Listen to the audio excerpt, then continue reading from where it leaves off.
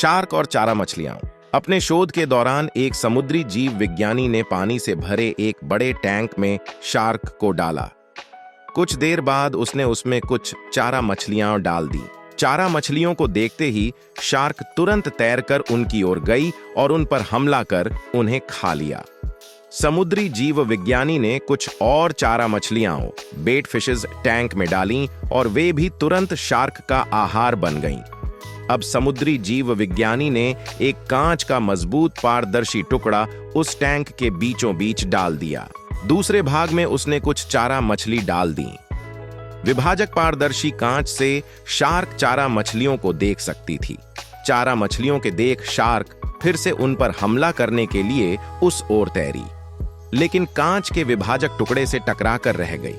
उसने फिर से कोशिश की, लेकिन कांच के टुकड़े के कारण वह चारा मछलियों तक नहीं पहुंच सकी। शार्क ने दर्जनों बार पूरी आक्रामकता के साथ चारा मछलियों पर हमला करने की कोशिश की, लेकिन बीच में कांच का टुकड़ा आ जाने के कारण वह असफल रही।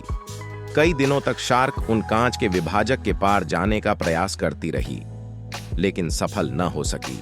अंततः थक हारकर उसने एक दिन हमला करना छोड़ दिया और टैंक के अपने भाग में रहने लगी। कुछ दिनों बाद समुद्री जीव विज्ञानी ने टैंक से वह कांच का विभाजक हटा दिया, लेकिन शार्क ने कभी उन चारा मछलियों पर हमला नहीं किया, क्योंकि एक काल्पनिक विभाजक उसके दिमाग में बस चुका था और उसने सोच लिया था कि वह उसे पार नहीं कर सकती। सीख: जीवन में असफलता का सामना करते करते कई बार हम अंदर से टूट जाते हैं और हार मान लेते हैं। हम सोच लेते हैं कि अब चाहे कितनी भी कोशिश कर लें, सफलता हासिल करना नामुमकिन है, और उसके बाद हम कभी कोशिश ही नहीं करते, जबकि सफलता प्राप्ति के लिए अनवरत प्रयास आवश्यक है।